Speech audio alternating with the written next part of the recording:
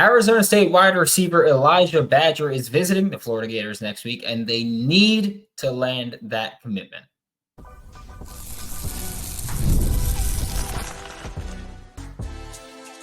You are Locked On Gators, your daily podcast on the Florida Gators.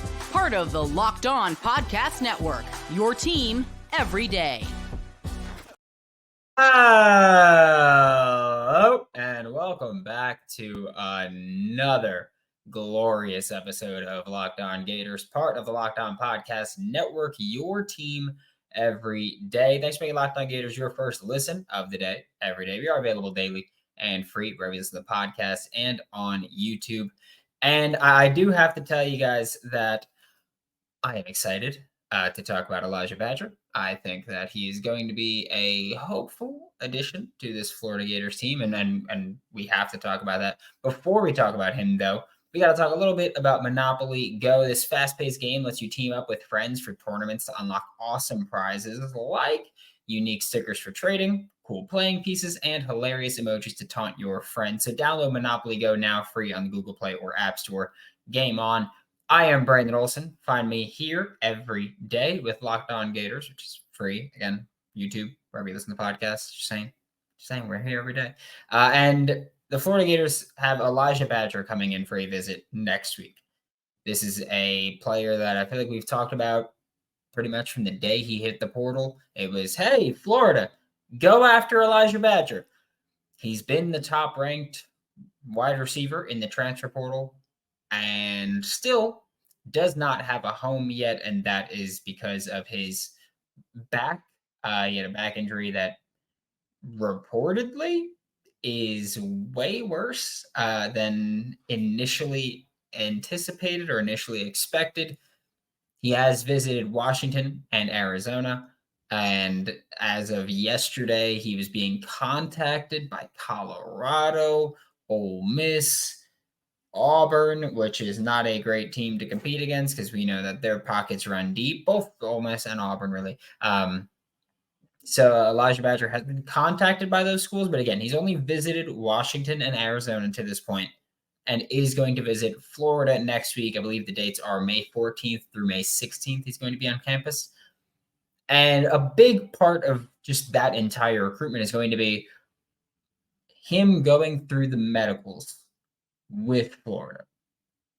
And that part probably gives a lot of Florida Gators fans at least a little bit of pause, just because Florida, just as a university, pretty historically, is pretty strict with medicals. We've seen kids not get cleared by Florida, go to a different university, get cleared perfectly fine, and be perfectly fine. But again, that's just Florida.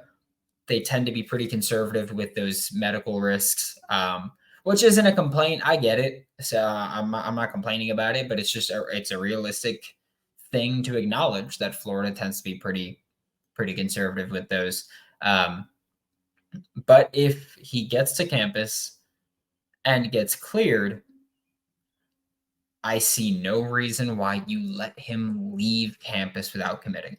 Figure out the NIL, figure out everything else. He led Arizona State in receiving in 2023, which was a bad passing offense, but he was a good part of it, maybe the only good part of it, if we're being realistic and honest.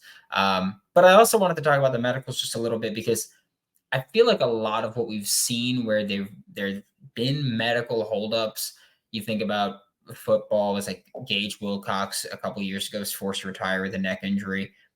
Didn't go anywhere else to play. But it was the neck. You go to Keontae Johnson in basketball. Keontae Johnson collapsed on the court against Florida State a few years back, transferred to, and he kind of just like didn't play. He wasn't cleared. And then he transferred to Kansas State, played a year, a really good year with Kansas State, and is now, I believe he's with the Thunder G League team, if I'm not mistaken. I know he at least was with the Thunder G League team, but he's there now, so he's been fine. That was a heart issue. Florida's been very conservative with medicals, but they're key areas where he's been where they've had those issues. The neck, the heart. Elijhah Badger's issue is his back. I'm not saying that's not a key area. That's obviously a very important area for every human being, but it's also a different area. It's a, how do I put this appropriately? A non-lethal area, I guess we'll call it. And if you're Florida, I mean, he left Washington without committing. He left Arizona without committing. I don't let him leave Gainesville without committing. I don't let him leave campus without committing. Hell, I don't let him go to wherever he's put up. I don't let him go there on May 14th that night without committing. Like, this is a player where if you're Billy Napier, if you're this Florida Gators coaching staff, Billy Gonzalez, David Decker, whoever it is, you go and you say, hey, you're committing. We will figure out NIL. Like, let us handle that. So we need a top flight receiver, the top receiver in the transfer portal to take us to the next level. Because I truly think that getting Elijhah Badger does take your offense to the next level. It takes your entire team to the next level. We'll talk about how and why and what he brings to the table later in the show. But if you're Florida, I don't know how you can let him leave campus without committing. I understood Jason Zandamela, because Jason Zandamela, you had one scholarship spot available. And again, I still firmly believe that Florida was trying to work things out with Elijhah Badger. Had to schedule the visits with the medicals, and they took Jason Zandamela because they were like, well, in case things don't work out with Badger, we don't want to miss out. Now you're at 85 scholarship limit. You got to figure something out. And I've just got to be honest with you. I have no hesitancy about being able to figure that out. Pushing someone out shouldn't be a problem. Like, let's be honest.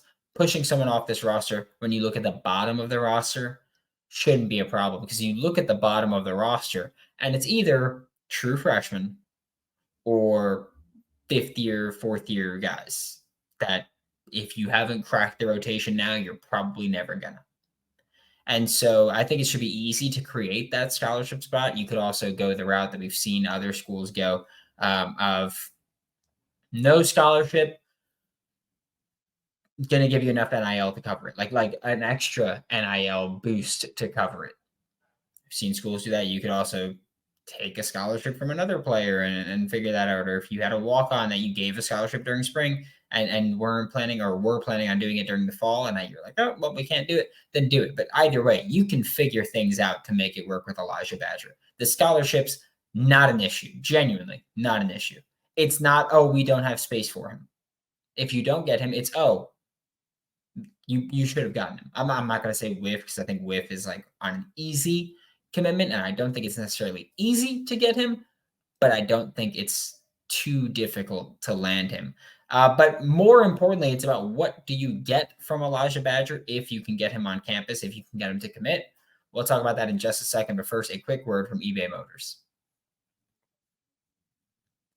Passion, drive, and patience. That's the formula for winning championships, and it's also what keeps your ride or die alive. eBay Motors has everything you need to maintain your vehicle and level it up to peak performance with superchargers, roof racks, exhaust kits, LED headlights, and more. Whether you're into speed, power, or style, eBay Motors has you covered with over 122 million parts to choose from for your number one ride or die. Guess what? You'll always find exactly what you're looking for. And with eBay Guaranteed Fit, your parts guaranteed to fit your ride or your money back, because with eBay Motors, you're burning rubber and not cash. For the parts you need, the prices you want, it's easy to make your car the MVP and bring home huge wins. Keep your ride or die alive at ebaymotors.com. Eligible items only. Exclusions apply, and eBay Guaranteed Fit is only available to U.S. customers. Thanks for making Locked On Gators your first listen of the day every day. We are available daily and free wherever you listen to podcasts and on YouTube. And now I mentioned talking about Elijhah Badger's skill set. First off, mostly outside wide receiver that can play in the slot rotationally. Pull up I pulled up everything except that percentage wise, which Yeah, it's been Elijhah Badger, mostly outside receiver that can play in the slot. Again, he was Arizona State's leading receiver last year, which is not saying much considering how bad they were.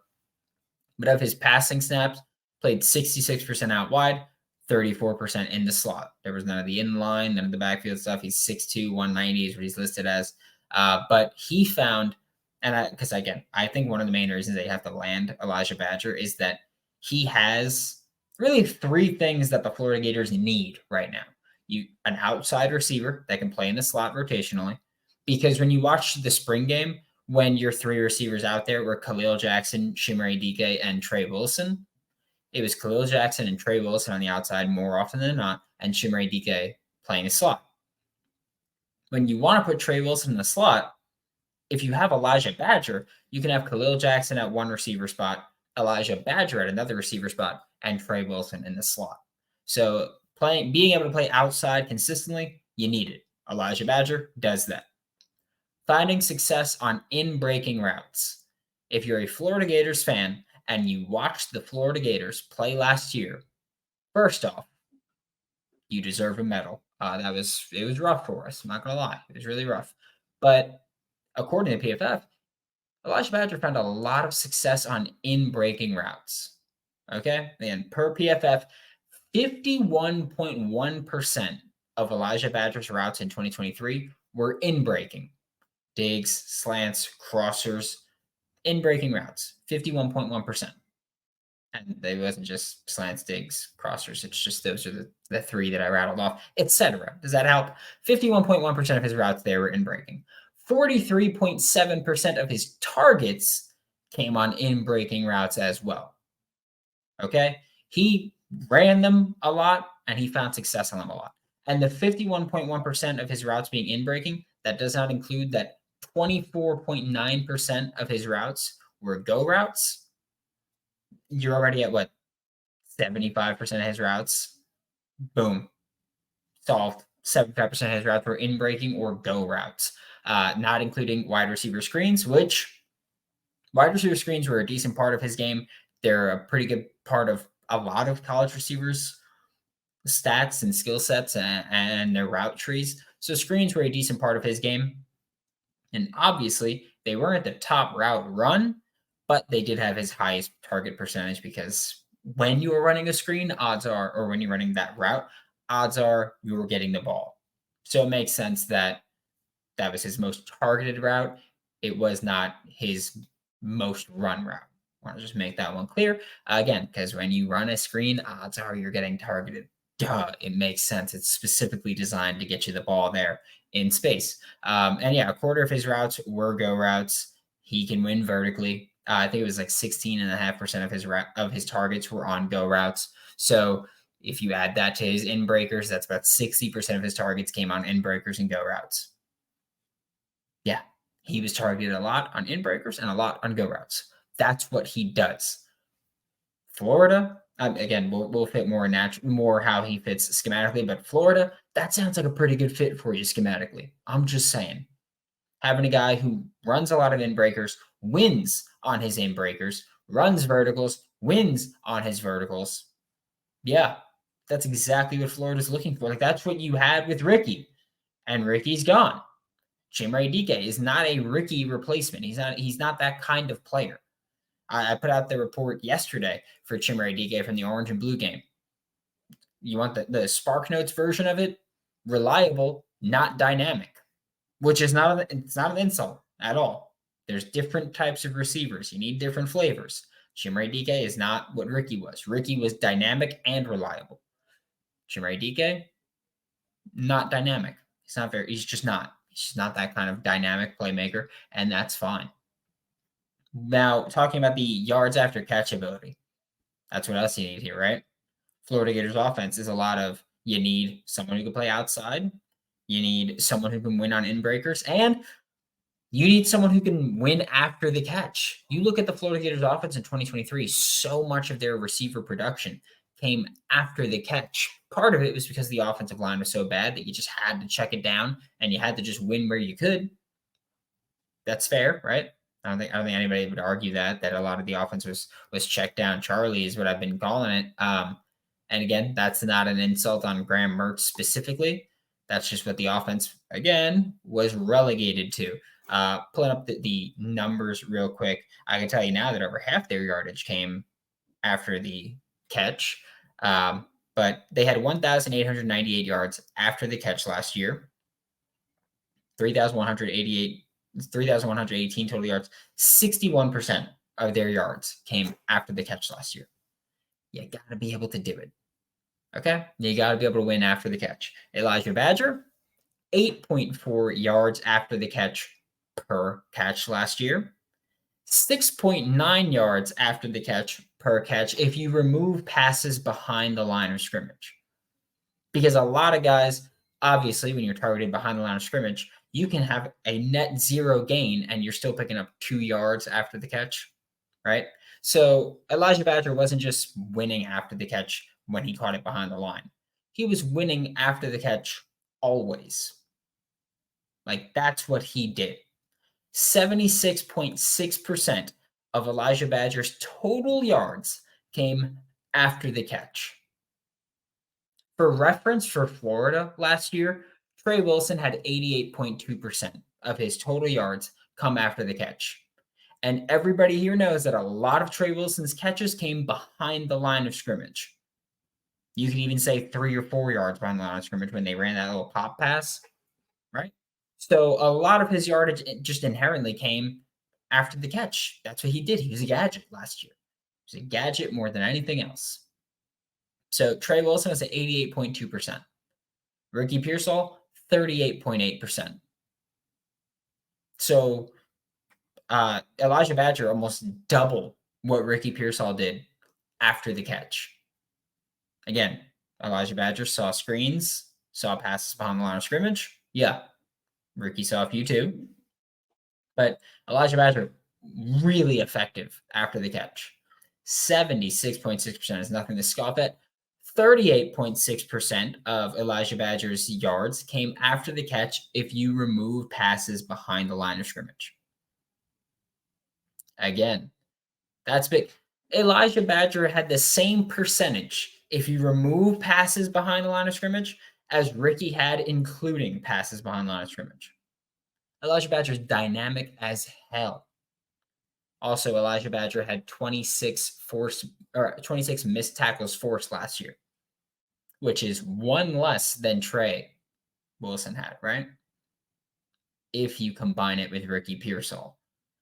Elijhah Badger had 26 missed tackles forced. Trey Wilson had 18. And we know how dynamic Trey Wilson is. Ricky Pearsall had 9. So they combined for 27. One more than Elijhah Badger had on his own last year. Also, I think it's relevant to include that I don't have the number specifically, but Elijhah Badger had 65 catches. Trey and Ricky each had a lot. They each had a lot of catches, and he did way more per catch than they did as far as making a man miss. Okay. Trey had 61, Ricky had 65. Just total catches. Okay, and they combined for 27 missed tackles. Elijhah Badger had 65 catches and had 26 missed tackles. That's 0.3 missed tackles per catch, roughly. I'm not that good at math. We have calculators for that. But that's dynamic. I can tell you that. I can tell you it is dynamic, and he fits everything Florida needs. Outside, in breakers, yards after catch. He does it all. Has the same drop percentage as Ricky Pearsall, too. 3%, 2 drops. This is a perfect fit for this team. You don't let him leave campus without committing. As I'm talking about this, I'm getting more and more entrenched in that. Like you don't let him leave campus. You figure out everything else after you get that commitment. But you don't let him leave campus without committing to the Florida Gators, without signing with the Florida Gators. Okay? Just saying. Now it is time to talk about how he fits in with Florida, why Florida, I think, really does need Elijhah Badger. But first, quick word from a couple sponsors. All right, game off. We got to pause here to talk about Monopoly Go, which I know. You talked about that already. You talked about that this week. Yeah, I know I did. I talked about it at the beginning of this show. I talked about it, I believe yesterday, I believe the day before. Talked about it on the bonus episode last week, if I'm not mistaken. Yeah, talked about it a lot. In Monopoly Go, you can team with your friends for timed tournaments. You can work together to build up each other's boards. You can get unique stickers to complete big albums for bigger prizes. You can add cool new playing pieces to travel the board with. You can go to New York, New Orleans, Camelot, the Moon. Do you now see why I talk about this game so much? There is a lot in this game. It's pretty freaking sick. Just want to throw that one out there. There's always new timed events too that help you win big, like massive multipliers on everything you win, or rent frenzies. Yeah, there's always something fun to discover in Monopoly Go. So get off the bench, go download it now, free on Google Play or the App Store. Game on. Today's episode of Locked On Gators is also brought to you by Yahoo Finance. So let's get straight to the point, right? You want to grow your portfolio to deal with the rising cost of inflation, which if you live in America, right? Insane.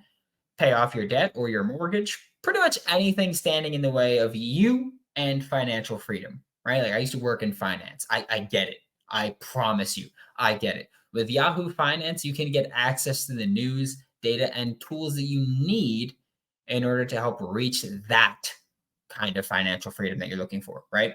For more than 25 years, Yahoo Finance has been the brand behind every great investor. They're the number one finance destination, producing a holistic look at the financial news cycle, including breaking news, original editorial perspectives, analyst ratings, independent research, customizable charts, which we know I'm a nerd. If I can customize a chart, I want it, and so much more. With a community of over 90 million users each month, their real strength is helping you on your way to financial success. For comprehensive financial news and analysis, visit the brand behind every great advancer, yahoofinance.com, the number one financial destination, yahoofinance.com. That's yahoofinance.com. Thanks for making Locked On Gators your first listen of the day. Every day, we are available daily and free wherever you listen to podcasts and on YouTube. And like I said, I've told you who Elijhah Badger is. I've told you what Elijhah Badger brings to the table. Now I am telling you that the Florida Gators need him and why the Florida Gators need him. And I want you to go back to, we can go back to the 2023 season. Okay. Trey Wilson, true freshman All-American, balled the hell out every time he touched the ball, right? He touched the ball behind the line of scrimmage so much. He was a gadget more than anything else. Trey Wilson was used how Kadarius Toney gets used with the Chiefs. Trey Wilson was used how all gadgets get used. It's not a bad thing, okay? You get the ball to your dynamic playmaker, you let them make plays. It's not a bad thing at all. The issue that I have with it is that when you have someone like Trey Wilson, he can create separation as a route runner. You usually get the ball to the gadgets who are just fast. That's it. The Fenley Grahams of the world. You get the ball to the guys who are just fast, can't create separation, because guess what? If you can't create separation, you're not going to throw the ball. And if you're really dynamic with the ball in your hands and you're not going to throw the ball, you can't make those plays, right? So you get it to guys who can't create those plays. Trey Wilson can. So you allow Trey Wilson to play more of a natural receiver role, right? You have Elijhah Badger playing on the outside. You have Khalil Jackson playing on the outside. Trey Wilson playing in the slot. Again, you watch the spring game, and when you had Khalil Jackson, Trey Wilson, and Chimere Dike on the field all at once, it was more often than not Khalil Jackson out wide, Trey Wilson out wide, Chimere Dike in the slot. I don't necessarily want to see Chimere Dike out wide much. So what do? You bring in Elijhah Badger, and then you have Elijhah Badger out wide, Khalil Jackson out wide, Trey Wilson in the slot. Okay? You can have Trey Wilson out wide, Elijhah Badger out wide, Khalil Jackson on the sideline for a little bit, Chimere Dike in the slot. Tank Hawkins can run all the gadget stuff. And I want to make this abundantly clear because I talk about this all the time. And I said it last year when it was happening while Trey was in the middle of his great year as a gadget player, the true freshman All-American. I don't want Trey Wilson to stop doing the gadget stuff. Okay? If you want to give him the pop passes, give him the pop passes. If you want to run the reverse with him, run the reverse with him. I will never have a problem with a gadget role being the offense. Okay, I understand how it works. I think that a lot of teams benefit from having a guy like that. Because again, no matter what offense you're talking about, no matter what offense you're trying to build upon, it's almost always let's get the ball to our playmakers in a spot where they can make plays. Air raid, spread. Hell, if you're running the wing T, if you're running the Maryland I, no matter what you're doing, you want to get the ball to your playmakers and put them in position to make plays, right? So I don't want Trey Wilson to stop doing the gadget stuff. I do kind of want him to stop doing the gadget decoy stuff because far too often last year, he was used as that decoy and then he's just standing there. If you have Tank Hawkins on the field, you can have both of them run that motion. Doesn't matter who it is. Both of them can run the jet motion. Tank can run it and be the decoy. Trey can run it, be the decoy, get the ball, whatever it is, right? You can have that. You can have Tank on the field running the gadget stuff, whether or not he gets the ball. You allow Trey Wilson to run downfield. Look at Trey Wilson's touchdowns last year. Georgia game. It was a short pass, yes, but it was a pass past the line of scrimmage. Yeah, it was a short pass, maybe like 5 yards on a dig route, short dig, but ran that motion, ran that jet motion, ran up, ran a dig, touchdown. The Arkansas game, right? He ran that motion, ran the little return out wide, touchdown.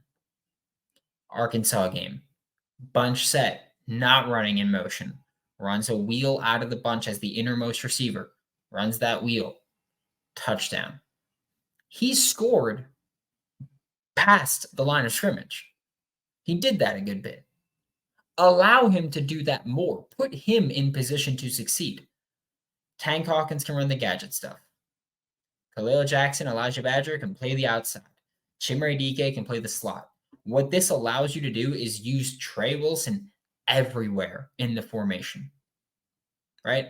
Having Elijhah Badger at receiver allows you to put Trey Wilson to do gadget stuff without bringing Tank onto the field if you don't want to. Like you can have Khalil, Badger, and Trey Wilson can run the gadget stuff, and you still have that receiving threat as Elijhah Badger. I have nothing against Khalil Jackson, okay? I want to make this abundantly clear. But he's not a good separator. He's just not. Elijhah Badger is a good separator. Khalil Jackson can go up and win a jump ball against any corner in the country. If you throw it to Khalil Jackson, I know that there's a decent chance that he's going to come down with it. There's a role for that kind of guy. Like there's a spot for you. He's just not a good separator. That's fine. But you could have that jump ball contested catch winner. You can have Trey Wilson running the gadget stuff. And you can have Elijhah Badger winning as a route runner. It gives you people who can do everything. Having a reliable and consistent receiving duo makes life easier on the entire offense. If you only have Trey, you can double Trey. Khalil Jackson, not a good separator, so he's probably not creating on his own, right? Chimere Dike, if you don't have Elijhah Badger. Tank Hawkins as a freshman. Marcus Burke, like there's not a ton of dynamic route running creators there, right? But having those two good receivers means that Khalil Jackson guaranteed to get one-on-one coverage. Trey Wilson, Elijhah Badger, you can double one of them, but then the other guaranteed to be in one-on-one coverage. Every tight end, one-on-one coverage. Every running back, one-on-one coverage. Can't stack the box there also when you have two legitimate receivers. You could stack the box against Florida last year when Trey Wilson and Ricky Pearsall were on the field because you kind of knew if Trey Wilson was getting the ball, it was going to be behind the line of scrimmage. So you don't have to be too concerned with that as long as you contain on the outside when he does get the ball. Right? But if you have Trey Wilson running routes, Elijhah Badger running routes, can't stack the box against that. If you do, they're going to beat you, right? So for Florida, like, I think you need to land Elijhah Badger. Simple as that. And I know earlier in this episode, I was like, oh, it's not a whiff necessarily. It's a whiff if you don't get him. I'm going to call it. Like, he makes your team so much better, not just because of his skill set, not just because of who he is, but that he helps every player around him improve immediately. He does. He opens up the offense. He makes life easier for everyone. Land him, make your team better. Simple as that. Thanks for making Locked On Gators your first listen of the day every day. We are available daily and free wherever you listen to the podcast and on YouTube. For Locked On Gators, I'm Brandon Olsen. Don't forget to follow me on Twitter at WNS_Brandon. Find all my written work with Giants Country and NFL 33, and I'll see you all next time.